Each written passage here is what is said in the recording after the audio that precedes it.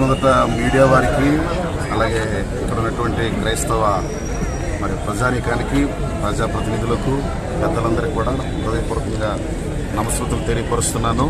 నిన్నటి దినాన్ని మరి ప్రవీణ్ గారి విషయంలో తెలిసినప్పటి నుండి ఇప్పటి వరకు అందరూ కూడా సహకరిస్తూ వచ్చారు. అలాగే రాత్రి వరకు కూడా మేము ఇక్కడ ఉండి మరి పెద్దలు నాయకులందరూ కూడా చక్కటి సహకారం అందించారు. ప్రస్తుతం పోస్ట్ మార్టం కొరకు సిద్ధపరుస్తున్నారు. రిపోర్ట్ ఏమొస్తుంది అనేది అందరూ కూడా ఎదురు చూస్తూ ఉన్నాం. రెండవది క్రైస్తవ పెద్దలు కూడా అందరూ సిద్ధంగా ఉన్నారు. మంచి జరగాలని కోరుకుంటున్నాం. ఇప్పుడు అందినటువంటి సమాచారం ఏంటంటే మేము పోలీసు వారు కూడా మేము చక్కగా సహకరిస్తున్నామండి. ఎటువంటి ఇబ్బందులు లేకుండా మేము న్యాయంగానే జరిగిస్తాం అని వారు మాటిస్తున్నారు.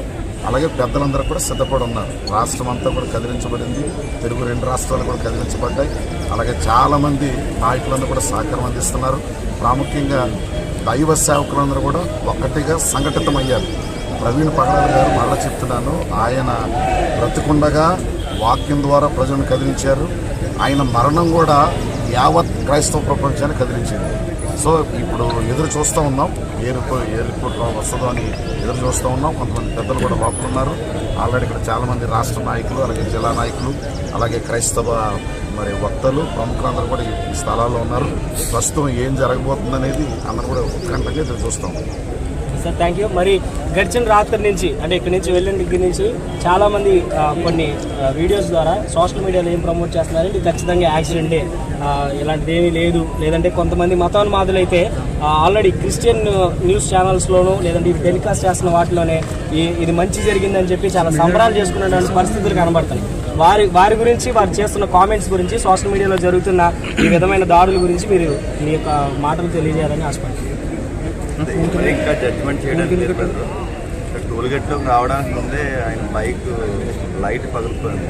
అంతకుముందు ఏమన్నా సెల్ఫ్ యాక్సిడెంట్ జరిగిందా, లేకపోతే ఎవరైనా దారిలో కొట్టారా, అలా ఆ బండి ఎందుకు అలా ఇంజూర్ అయి ఉంది, ఇవన్నీ మాకు పెద్ద పెద్ద ప్రశ్నలు. ఇవన్నీ మరి ఏదైనా ఒకవేళ ఆయన భౌతిక దాడులు ఏమేమి చేస్తే మనకు పోస్ట్ మార్టం చేయాలి. దాని వరకు వెయిట్ చేస్తున్నాం. ఎవరి కామెంట్ మనతో పట్టి దేనికి మనం చెప్పినాం, ఏదైనా లీగల్గా ఏదైతే మన కామెంట్ ఇస్తుందో దాన్ని మనం ఇంకంటే కొద్దిమందిని ఇంకా టార్గెట్ చేస్తూ ఇది మంచి జరిగిందని సంబరాలు చేసుకుంటున్న వారు కూడా కొద్దిమంది కామెంట్స్ రూపంలో తెలియజేయండి. వాటిని మేము స్క్రీన్ షాట్స్ కూడా తీసాం. మరి చాలామంది వీటిని కూడా క్రైస్తవులు కూడా వీటిని ఖండిస్తూ మాట్లాడుతూ ఉన్నారు. మినిమం నైతికత లేని వాళ్ళు మాట్లాడి మాట్లాడదు. అంటే ఎవరైనా చనిపోతే కనీస సంఘీభావం, మానవత భావం ఉండాలి. అంటే వాళ్ళు అలా మాట్లాడుతున్నారంటే వాళ్ళు చదివే గ్రంథాలు ఎలాంటివి, వాళ్ళ ప్రాక్టీస్ ఎలాంటివి, అంటే వాళ్ళు ఏ విధమైన యాటిట్యూడ్ కలిగి ఉన్నారో వాళ్ళ మాటలు, వాళ్ళ కామెంట్లు మనకు చెప్తున్నాయి. ఒక వ్యక్తిగా చనిపోయినప్పుడు మానవ నైజంతో మనం కనీసం జాలి చూపించాలి. అది కూడా చూపించలేదంటే వాళ్ళు నమ్మే గ్రంథాలు, వాళ్ళు నమ్మే విశ్వాసం ఎలా ఉంటే వాళ్ళ యొక్క ప్రవర్తన మనకు తెలియజేస్తుంది. కాబట్టి వాళ్ళ ఇంగిత జ్ఞానం వదిలేస్తుంది. మా ఆన్సర్ చేయడం అవసరం లేదు. మనకు అవసరం మన క్రైస్తవ సమాజానికి ఏం జరిగిందో మనం సమాధానం చెప్పాలి. దాని వరకు మీద చూస్తున్నాం. థ్యాంక్ యూ అండి. అట్లాగే ఇక్కడ మన మధ్య అమతేజ ప్రాంతానికి రావడం నిన్నటి నుంచి వీళ్ళందరూ కూడా నాయకులు వీళ్ళందరూ కూడా వెళ్ళి ఎంతగానో కృషి చేస్తున్నారు. సో నేను ఆశపడేది ఒకటే, ఇకనైనా క్రైస్తవ సమాజం అంతా ఏకం కావాల్సినటువంటి సమయం ఆసన్నమైంది. కనుక మనమంతరం కూడా 2 తెలుగు రాష్ట్రాల్లో ఉన్న సేవకులు, క్రైస్తవులు ప్రతి ఒక్కరం కూడా ఏకం అవ్వాలని నేను మనస్ఫూర్తిగా కోరుకుంటున్నాను.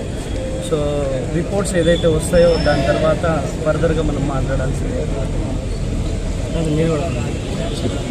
ప్రైమరీగా జరగవలసినటువంటి ఇన్వెస్టిగేషన్లో పోలీసు వారు ఎలాంటి విషయాలు కూడా ఇక్కడ ఉన్నటువంటి యావత్ క్రైస్తవ సమాజానికి ఏ విధమైనటువంటి ఇన్ఫర్మేషన్ ఇవ్వలేదు.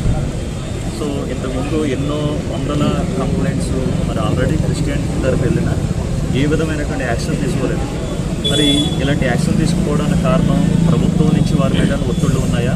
మరి అలాంటి ఒత్తిళ్లు ఉన్నప్పుడు, అలాంటి కంప్లైంట్స్ విషయంలో ఏ విధమైన రెస్పాండ్ లేనప్పుడు, మరి ఇలాంటి సంఘటన జరిగినప్పుడు దీని మీద కూడా ఏ విధంగా న్యాయం జరగదు అని మాకు అనిపిస్తున్నది. ఏ విషయంలో కూడా ఎందుకొరకనంటే అసలు పోలీసు వ్యవస్థ వారు ఆ జరిగినటువంటి యాక్సిడెంట్ స్పాట్లో ఏ విధమైనటువంటి ఆధారాలు కానీ దాని విషయంలో తీసుకోవాల్సినటువంటి కేర్ కానీ కనీసం అక్కడ ఒక కానిస్టేబుల్ పెట్టి అక్కడ ఏం జరిగింది అనేటువంటి విషయం గురించి ఏమాత్రమూ కూడా అక్కడ పట్టించుకోలేదు. సో ఇంత కేర్లెస్గా ఉన్నారు అని అంటే సో దీన్ని మాఫీ చేయాలనేటువంటి ఉద్దేశంతో వీళ్ళు ముందుగానే ఆ విధమైనటువంటి ఆలోచనతో ముందుకు వెళ్ళారా? అసలు ఈ యాక్సిడెంట్ జరిగింది అనేటువంటి ఫస్ట్ చెప్పినటువంటి పర్సన్ ఎవరు, అసలు ఎవరు ఫోన్ చేశారు, ఎవరు చెప్పారు వాళ్ళు, యాక్సిడెంట్ జరిగిన తర్వాత ఎన్ని గంటలకి ఇది జరిగింది, ఈ విషయాలంతా కూడా ఎవరు క్రైస్తవ సమాజానికి పోలీసు వారు నోరికి చెప్పలేదు.